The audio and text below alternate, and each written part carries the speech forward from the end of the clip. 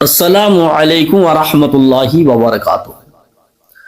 امید کرتا ہوں کہ آپ حضرات خیریت و عافیت سے ہوں گے۔ رمضان المبارک کا یہ پیارا اور بڑا برکت سے بھرا ہوا مہینہ ہے، اور ایک بہت بڑا مسئلہ میں آپ لوگوں کے روبرو ہوا ہوں لے کر۔ جسے اکثر عوام کی سوچ رہتی ہے، ہم لوگ کہتے ہیں کہ جس نے رمضان المبارک کے روزے رکھے، اگر اس نے نماز کو چھوڑ دیا تو اس کا روزہ بھی نہیں ہوا۔ اکثر یہ نوجوان اور جن کو علم نہیں ہے، جو مسائلوں سے واقف نہیں ہے، ان کے ذہن میں بات رہتی، میں نے لوگوں کو آپس میں بات کرتے ہوئے سنا ہے اور دیکھا ہے کہ لوگ کہتے ہیں کہ جس نے روزے رکھا، روزے رکھنے کے بعد نماز نہیں پڑھی تو اس کا کہ روزہ نہیں ہوا۔ آج اس کے متعلق بھی آپ کو پورا مسئلہ جاننا ہے، اور اس ویڈیو کے مادھیم سے اس کو سننا ہے اور اپنے بھائیوں کو شیئر کرنا ہے۔ اور دوسری بات ایک اور ہے کہ تراویح، لوگ کہتے ہیں کہ ایک تراویح چھوٹ گئی، اب دوسری تراویح پڑھنے سے فائدہ نہیں ہے، کیونکہ ایک تراویح چھوٹ گئی اس کے بعد دوسری تراویح نہیں ہوگی۔ اس کے متعلق بھی تھوڑی سی بیان میں کروں گا، اس کو بھی آپ حضرات کو بہت غور سے سننا ہے۔ بہت لمبی چوڑی بات نہیں کر کے میں مختصر میں بتانا چاہتا ہوں، اور آپ لوگوں کی توجہ چاہتا ہوں، خاص کر کیونکہ یہ شرعی مسائل ہیں، ان کو غور سے سنیں اور اپنے بھائیوں کو شیئر کریں تاکہ اس سے فائدہ ہو۔ اس سے فائدہ آپ کو اٹھانا ہے، اور ہر سال اس کو یاد رکھنا ہے، کیونکہ رمضان المبارک کا مہینہ یہ ہر سال آتا ہے۔ آنے کے بعد ہم کو چھوٹے چھوٹے مسائل بھی لوگوں سے معلوم کرنا پڑتے ہیں کہ معلوم نہیں ہوتا، حالانکہ اگر ہم اس پر پہلے سے توجہ دے لیں، غور کر لیں، یہ بہت بڑا کوئی کام نہیں ہے، بہت بڑے مسائل نہیں، ان کو ہر کوئی یاد کر سکتا ہے۔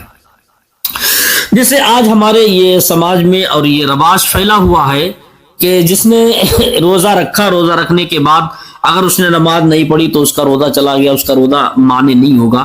تو میرے بھائیوں، ایسا نہیں ہے۔ اگر کسی نے رمضان المبارک کا روزہ رکھا، رکھنے کے بعد اس نے نماز اس کی چھوٹ گئی، تب اب اس کے روزے پر کوئی فرق نہیں پڑے گا، حالانکہ وہ گنہگار ہوگا، اس نے فرض کو چھوڑا ہے تو گنہگار ہوگا، اور اس کو جو نماز پڑھتا، اس کو جو نماز کی فضیلت جو اس کو ملتی، جو اس سے اس کا ثواب ملتا، اس نے گویا کہ وہ اپنا کھو لیا، اور نماز کو چھوڑا، اس کا وہ گنہگار ہوا۔ لیکن جو اس نے روزہ رکھا ہے، روزہ ایک الگ فرض ہے، اس کو اگر اس نے ادا کیا تو اس نے وہ اپنا الگ جو فرض تھا اس کو ادا کر لیا۔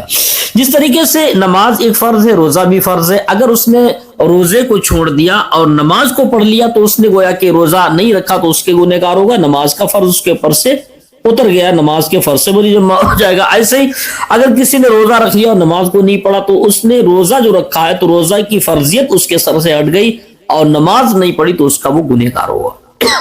لیکن یہ بات عوام میں، عرف عام میں جو لوگ مشہور کرتے ہیں اور لوگ دوسروں کو بتاتے ہیں کہ اگر کسی نے روزہ رکھا اور نماز نہیں پڑھی تو گویا کہ اس کا روزہ نہیں ہوا، تو ایسا بالکل نہیں ہے، ایسے سوچ نہیں رکھنا چاہیے۔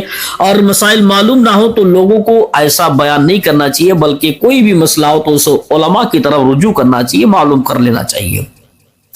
اگر کسی نے روزہ رکھا، روزہ رکھنے کے بعد نماز کسی وجہ سے چھوٹ گئی تو اس کو روزے پر کوئی فرق نہیں پڑے گا، حالانکہ جو نماز چھوٹی تو اس کا وہ گنہگار ہوگا۔ اور یہ تو بات آپ سمجھ گئے ہوں گے۔ دوسری بات یہ ہے، جیسے کہ رمضان مبارک کے مہینے میں اگر کوئی، میں نے بتایا کہ ایک مسئلہ میں نے یہ بیان میں نے کہا تھا، یہ بتاؤں گا کہ اگر کسی نے تراویح ایک پڑھ لی، اس کے بعد کسی وجہ سے چھوٹ گئی دوسری تراویح، تو عرف عام یہ بات رائج ہے، مشہور ہے کہ اگر پہلی تراویح چھوٹ گئی تو دوسری تراویح نہیں پڑھ سکتے، اور پھر کوئی تراویح نہیں ہو، کیونکہ ایک تراویح چھوٹنے کے بعد اس کے بعد کوئی تراویح نہیں ہوتی۔ لیکن نہیں، یہ بالکل غلط ہے، یہ افواہ ہے۔ اس طریقے سے مسائلوں کو نہیں بیان کرنا چاہیے۔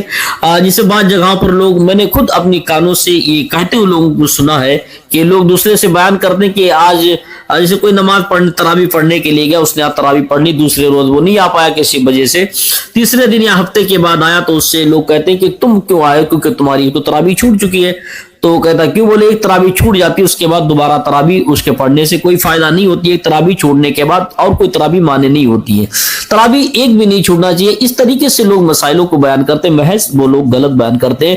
اگر ایک تراویح چھوٹ گئی کسی وجہ سے تو وہ دوسری تراویح پڑھ سکتا ہے، اگر ایک اور چھوٹ گئی تو اس کے بعد دوسری پڑھ سکتا ہے۔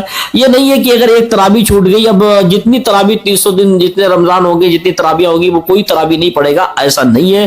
اگر تراویح کسی وجہ سے چھوٹ گئی ہے تو اس کے بعد جو دوسری تراویح ہے تو وہ اس میں شامل ہو سکتا ہے، اس کو پڑھ سکتا ہے۔ عرف عام میں جن لوگوں نے مسائلوں کو غلط بیان کیا، ان کا بوال ان کے ساتھ ہوگا۔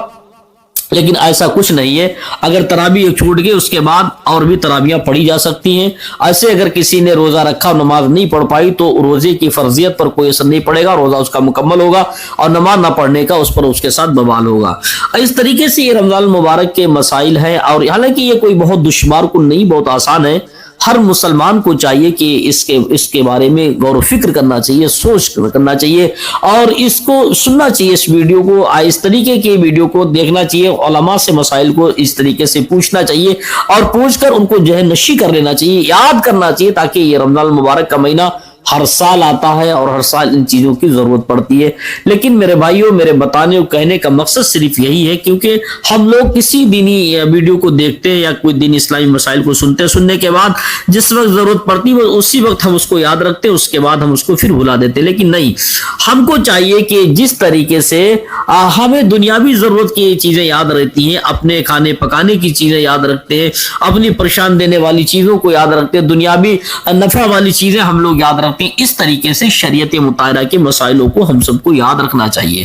یہ نہیں کہ رمضان کے مہینے کے جب مہینہ شروع ہوا اس کے بعد ہم نے مسائلوں کو پوچھنا شروع کر دیا, ایک بار پوچھ لیا, لیکن ان کو یاد رکھنا چاہیے. یہ نہیں کہ جس وقت ضرورت پڑے گی, بعض لوگ کہتے ہیں ابھی کیا ضرورت ہے, رمضان سے پہلے کہتے ہیں ابھی کیا ضرورت ہے, رمضان آئیں گے تو معلوم کر لیا جائے گا, مسائل بہت سارے پوچھ لیں گے دوسرے. ایسا نہیں ہے. اگر کوئی بھی مسئلہ ہو, اگر آپ اس کو جانیں تو اس کو تہ دل سے اور ذہن نشی کر لینا چاہیے, تاکہ ہم اس مسئلے کو اپنے بھائیوں کو بھی بتائیں. ایک بات اور یاد رکھیں, اگر کوئی بھی دینی اگر کوئی مسائل اگر معلوم ہو تو وہ سب سے پہلے اپنے گھر والوں کو بیان کرنا, اپنے گھر والوں کو بتانا چاہیے. شریعت مطالعہ کا کوئی بھی مسئلہ ہو اس کو بتانا چاہیے. ایک بار اور ایک چیز عرف عام میں بہت زیادہ مشہور ہے, جیسے کہ اس کی روزے کی افطار کی دعا پڑھنا. یہ افطار کی دعا اکثر و بیشتر لوگ ہم نے دیکھا ہے کہ جب افطار کرنے سے پہلے پڑھتے ہیں, افطار کرنے سے پہلے پڑھتے ہیں, اس کو یہ دعا سمجھتے ہیں کہ یہ پڑھنے کے بعد ہی روزہ افطار کرنا چاہیے. حالانکہ یہ غلط ہے, اس طریقے سے نہیں ہے, بلکہ افطار کرنے کے بعد دعا پڑھنا چاہیے. کیونکہ اگر کوئی بھی انسان اس دعا کے معنی کو سمجھ لے گا, اگر تھوڑے سے اس کے معنی پر غور کر لے انسان, تو فوراً سمجھ جائے گا کہ یہ دعا پہلے کی ہے یا بعد کی ہے. کیونکہ میں آپ کو مختصر میں بتاتا ہوں, بہت لمبی چوڑی بات نہیں رکھوں گا کیونکہ ویڈیو لمبی ہو جائے گی. افطار کی دعا جو ہے افطار کرنے کے بعد پڑھنا چاہیے. اگر اس پر آپ کو شک ہو تو اس کے ترجمے کو دیکھ لیجئے گا, اس کے معنی کو سمجھ لیجئے گا. اگر سمجھدار انسان ہوگا تو اس کے معنی کو فوراً سنے گا تو فوراً سمجھ جائے گا ہاں یہ دعا افطار کرنے کے بعد کی ہے. تو میرے بتانے کہنے کا مقصد صرف اتنا ہی کہ آپ لوگوں کو ہماری کوئی بھی اس ویڈیو ہے جو بھی دیکھیں تو اس پہ کمنٹ کر کے بتائیے گا ضرور کہ آپ کو کیسا لگا. دوسری بات یہ ہے کہ آپ اگر ہمارے چینل پہ نئے ہو تو اس کو سبسکرائب کریں, اور اس ویڈیو کو دوسرے کے پاس ثواب کی نیت سے ضرور شیئر کریں. اللہ تعالی ہم سب کو تمام رمضان المبارک کے مہینے کی برکتوں سے مالا